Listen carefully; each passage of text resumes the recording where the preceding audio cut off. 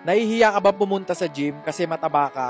Eto na ang paraan. Bibigyan kita ng napakalupit na home workout. Sa bahay ka na lang mag-gym, at least walang magpupuna sa'yo. So eto na, panoorin nyo to. Napakatindi nito guys. So eto na ang first workout natin para sa mga matataba. Okay, para sa mga mahiyain at ayaw pumunta sa gym. O kaya naman walang pera papunta sa gym. Eto na ang sinasabi kong Chest Monday. Sa bahay lang to guys. So syempre unang-unang gagawin natin ay ang tinatawag na push up. Mamen, ito ang pinakamalupet na workout sa buong mundo. Push up. 20 to 30 repetitions to kung lalaki ka. Pero kung babae ka naman, syempre pwede mong gawin 10 repetitions lang. At kung babae ka, nahihirapan ka, pwede mong isandal yung tuhod mo habang ginagawa mo tong workout na to. Okay? Pwede rin yun sa lalaki. Halimbawa, first time mo mag-push up, hindi mo talaga magawa. Pwede mong isandal yung tuhod mo, tsaka mo gawin tong workout na to. So, napakatindi ko talaga. Kitang-kita nyo. Proper form dapat palagi ang ginagawa natin pag tayo ay nagwo-workout. Kahit anong workout yan, guys, dapat proper form. And, syempre, ang tips na mapapayo ko, huwag kayong mahihiya.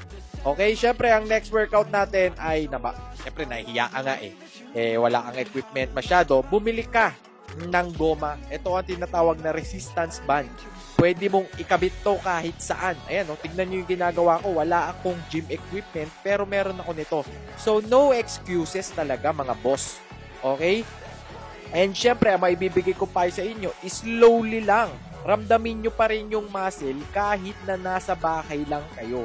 Okay? Hindi importanteng pumunta ka sa gym tsaka mo raramdamin yung muscle mo. Ang mahalaga, maramdaman mo kahit umuulan, syempre no excuses tayo. So, ang next workout natin, ito ang tinatawag na crossover in the bottom of the sea. Okay, sa ilalim. Okay, nasa ilalim. Tapos inaangat ko ang target muscle neto sa upper chest natin.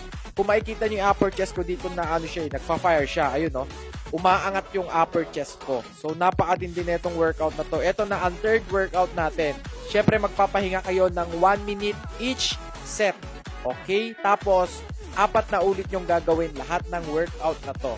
And, syempre, after nyan, grabe, ganito talaga na ito nangyari. Bangis, ito ang tinatawag kong alternate Wolverine workout. Okay, sa chest dito, ang target muscle naman nito guys sa ating middle chest. Ayan, no? Kung makikita nyo, nagkakaroon ng guhit yung aking gitnang chest. Ayan, no? Wolverine. Ito yung workout ni Wolverine talaga. Ayan, no? Kitang-kita nyo. Talagang napeplex lahat. Pati yung mga arms ko nadadamay. Pero ang main target talaga nito, yung sa ating middle chest, mamen. Ayan, kitang-kita nyo. So, hindi masyadong mahirap tong workout na to at hindi rin masyadong madali. Kumbaga, middle lang. Middle